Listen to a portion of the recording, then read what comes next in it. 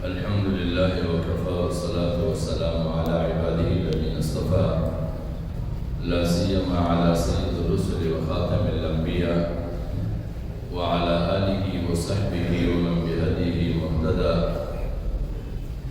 أما بعد فأعوذ بالله من الشيطان الرجيم. بسم الله الرحمن الرحيم. أحسب الناس أن يتركوا أن يقولوا آمنا وهم لا يفتنون ولقد فتنا الذين من قبلهم فليعلمن الله الذين صدقوا وليعلمن الكاذبين. صدق الله العظيم. عزیزان گرامی، میرے محترم بھائیوں اور دوستوں، اللہ تبارک و تعالی نے انسانی طبقات کو یعنی انسانیت کو دو طبقوں میں تقسیم کیا ہے، اور اس کی تقسیم ایسی کہ وہ جبری نہیں اختیاری ہے۔ اللہ رب العزت نے انسان کے لیے دو راہوں کی نشاندہی کی ہے، ایک سچائی کا راستہ جس پر وہ خیر کے نتائج حاصل کر سکتا ہے، اور ایک ہلاکت کا راستہ جس پر چل کر وہ نقصانات سے دوچار ہو سکتا ہے۔ تو اللہ رب العزت فرماتے ہیں وَهَدَيْنَاهُ النَّجْدَيْنِ، ہم نے دونوں راستے واضح کر دیے انسان پر، دونوں راہیں ان پر واضح کر دی اور دونوں کے انجام بھی بتا دیے ہیں۔ اب ایک ہلاکت والے راستے پر چلنے والا بھی ایک طبقہ ہے، اور ہدایت کے راستے پر چلنے والا بھی ایک طبقہ ہے۔ اختیاری بنیادوں پر انسانیت ان دو راستوں میں سے جب بھی کسی ایک راستے کا انتخاب کرتا ہے، وہ اسی طبقے کا حصہ بنتا جاتا ہے۔ اس اعتبار سے انسانیت کے دو طبقے ہیں، اور پھر یہ جاننا کہ حقیقی بنیادوں پر کون کس راستے کا رائی ہے، یہ پھر آزمائش دکھاتا ہے۔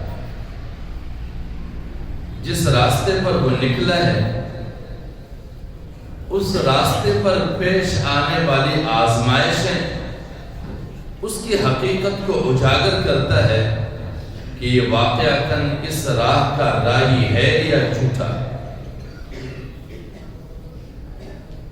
اور انسان نے نتائج اپنے کردار اور اعمال سے حاصل کرنے ہیں۔ انسان کو نتائج خیرات میں نہیں ملتے، اسی لیے اللہ تبارک و تعالی فرماتے ہیں ان اللہ لا یغیر ما بقوم حتی یغیروا ما بانفسهم، کہ بلا شبہ اللہ تبارک و تعالی کسی قوم کی مجموعی حالت کو نہیں بدلتا یہاں تک کہ اس قوم سے وابستہ ہر فرد اپنے آپ کو بدلنا نہ چاہے۔ اس کی وجہ یہ ہے کہ معاشرہ فرد سے تشکیل پاتا ہے، اور کسی بھی معاشرے کی تشکیل کے لیے لازمی ہے کہ اس معاشرے کا ایک ایک فرد اپنے طور پر تبدیلی کی ذمہ داری محسوس کرے، اور اگر کسی معاشرے کا ایک فرد تو اس ذمہ داری کو محسوس کرتا ہو، لیکن باقی سارے خواب غفلت میں سوئے ہوئے، اور جب جاگے تو صرف اس قدر کہ وہ ہاتھ اٹھا کر دعا مانگے کہ یا اللہ میرے حالات کو بدل دو، ایسا کبھی نہ ہوا ہے اور نہ ہو سکتا ہے۔ وجہ یہ ہے کہ ہماری معاشرتی تبدیلی یہ خدا کی مجبوری نہیں ہے، نہ اس کی ضرورت ہے، یہ ہماری مجبوری اور ہماری ضرورت ہے۔ اور جن جن قوموں کو اس طرح کے حالات سے خیرات میں نوازا کیا ہے وہ قومیں ناشکر بنی۔ بنی اسرائیل کو دیکھ لیجئے کہ ان پر اللہ رب العزت کی خاص نوازشات کے نتیجے میں آزادی ملی، لیکن آزادی کے بعد دیکھتے ہیں کہ کچھ لوگ بچھڑے کی عبادت کر رہے ہیں اور وہ فوراً کہتے ہیں کہ یا موسیٰ اجعل لنا الہا کما لہم آلہہ، کہ ہمارے لیے بھی ایسا ایک خدا تراش دیجئے جیسا انہوں نے تراش رکھا ہے۔ اور ہمارے پاکستانی قوم کے ساتھ یہی ہوتا آ رہا ہے کہ ہر دفعہ یہ نئے بچھڑے کو تراشنے کے چکر میں رہتے ہیں۔ آزادی راس نہیں آتی، اس قوم کو آزادی راس نہیں آتی، اس لیے کہ اس قوم کو آزادی فری میں انعام میں ملی۔ اور پھر اللہ رب العزت نے معاشی ضرورتوں کے لیے من اور سلوہ کا نزول کیا بنی اسرائیل پر، اور من اور سلوہ کے نزول کے بعد اس ناشکر قوم نے کیا مانگا تھا؟ دال مانگا، پیاز مانگا، کچھ اور مانگا۔ یہ مفت میں ملی ہوئی چیزوں کا انجام، کیونکہ اس کی قدر نہیں ہوتی۔ اس لیے اس امت کے لیے اللہ رب العزت نے واضح ثابتہ بتایا کہ ان اللہ لا یغیر ما بقوم حتی یغیر ما بانفسہم۔ اور پھر جو دوسری آیت آپ کے سامنے عرض کیا کہ احسب الناس ان یترکوا ان یقولوا آمنا وهم لا یفتنون، کہ لوگوں نے یہ سوچ رکھا ہے ان یقولوا آمنا، کہ ہم اتنا ہی کہہ دیں گے کہ ہم ایمان لے آئے ہیں، وهم لا یفتنون، اور آزمائے نہیں جائیں گے۔ یہ دو اعتبارات، ایک دنیوی اعتبار سے اور ایک آخرت کے اعتبار سے۔ آخرت کے لیے بھی صرف یہ کام نہیں آنے والا ہے کہ ہم مومن ہیں، اس لیے کہ آخرت میں عمل کی ضرورت ہے۔ اور دنیا میں بھی صرف یہ بات کافی نہیں ہے کہ ہم ایمان لے آئے ہیں، لیکن معاشرتی نظام ہمارا اہل ایمان کا نہ ہو، یہ کافی نہیں۔ لہذا دنیوی اور اخروی دونوں اعتبار سے صرف یہ کافی نہیں ہے کہ ہم ایمان لائے ہیں اور اس کے بعد نہیں آزمائے جائیں۔ مومن کے لیے یہ امتحان ہے۔ ویسے بھی دنیا کو دار الامتحان کہا جاتا ہے کہ یہ آزمائش کا گھر ہے۔ دو اعتبار سے مومن آزمایا جائے گا، دنیا میں بہتر معاشرے کے قیام کے لیے اور آخرت میں بہتر اعمال کے کرنے پر، یہ دونوں آزمائش۔ اور یہ آزمائش اس لیے ہے کہ ویسے تو کوئی بھی کہہ دے گا کہ میں خیر چاہتا ہوں، لیکن خیر کے راستے پر چل کر خیر کے منازل طے کر کے تو دکھائے۔ اس وقت ہمارے ملک کی صورتحال وہ یہ ہے کہ ہم دیکھ رہے ہیں ہو کیا رہا ہے، ہونے کیا جا رہا ہے، اور کرنے والے کون ہیں؟ عوام یہ کئی سال اس احساس میں رہتے ہیں کہ اگلی دفعہ ہم تبدیلی لائیں گے، لیکن یہ ان کی بس کی بات نہیں ہوتی۔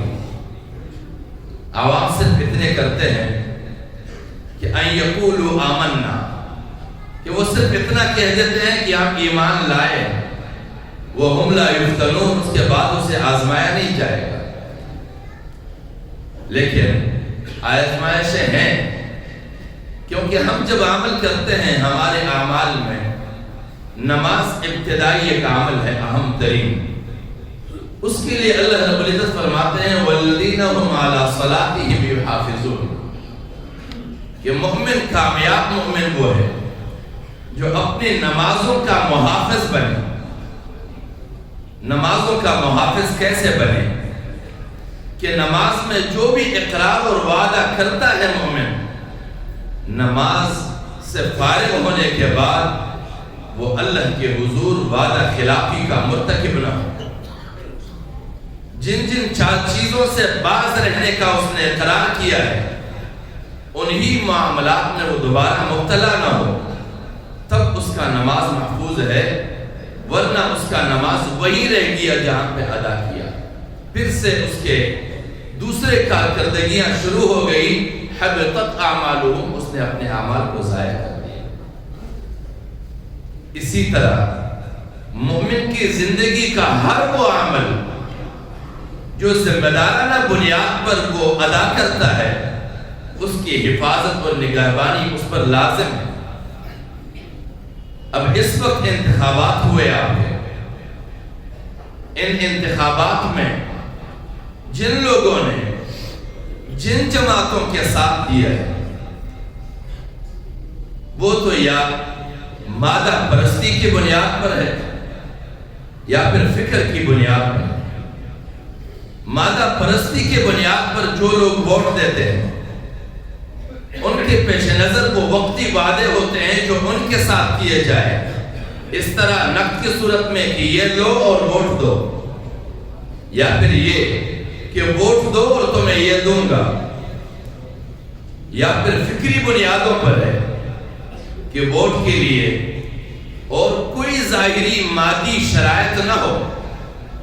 جس طرح ہمیشہ انسانیت کے درمیان معاشرتی تبدیلی کے لیے شخصیات اٹھے ہیں، انہوں نے حقیقی تبدیلی کے قیام کے لیے کبھی بھی ظاہری کوئی لالچ کسی کو نہیں دیا ہے۔ حضور نبی اکرم صلی اللہ علیہ وسلم کے زمانے میں لوگوں کی ذہنیت یہ تھی کہ اگر نبوت ایک بنیادی رتبہ ہے، ایک اہم مقام ہے، ایک اہم منصب ہے، تو لوگوں کی ذہنیت یہ تھی کہ یہ تو ایسے شخصیات کو دینا چاہیے تھا جس کا وہ تذکرہ کرتے ہیں کہ وَقَالُوا لَوْلَا نُزِّلَ هَذَا الْقُرْآنَ عَلَى رَجُلٍ مِّنَ الْقَرْيَتَيْنِ عَظِيمٍ، کہ یہ جو دو بڑے شہر ہے، ایک مکہ ہے، ایک طائف ہے، اس میں یہ دو بڑے لوگ ہیں، ایک ولید ابن مغیرہ، ایک عروہ ابن مسعود، ان پر قرآن نازل ہونا چاہیے تھا، یہ محمد صلی اللہ علیہ وسلم پہ کیوں نازل ہوا؟ اور پھر اس کے وجوہات بھی بتائے ان لوگوں نے کہ ما لہذا الرسول، اس کے ہاتھ میں کیا ہے؟ یأکل الطعام ویمشی فی الاسواق، ہمارے جیسے کھاتا ہے، ہمارے طرح رزق کی تلاش میں بازاروں میں چلتا ہے، یہ ہمیں کیا دے گا؟ لولا انزل الیہ ملک فیکون معه نذیرا، کیوں فرشتے نہیں اترتے اس کے اوپر، اس کے ساتھ لاؤ لشکر ہوتے، دکم پیل ہوتا، ہمیں مارتے ذلیل کرتے، پھر ہم مانتے۔ یہ معیار تھا ان کے ذہن میں۔ او یلقى الیہ کنز، یا تو خزانے نازل ہوتے ان کے اوپر، او تکون لہ جنت، یا ان کے باغات ہوتے۔ اس زمانے میں یہی معیار تھا سرمایہ داریت کی، یأکل منہا، وہ بھی کھاتے ہم بھی کھاتے، معیار یہ تھا انتخاب کا۔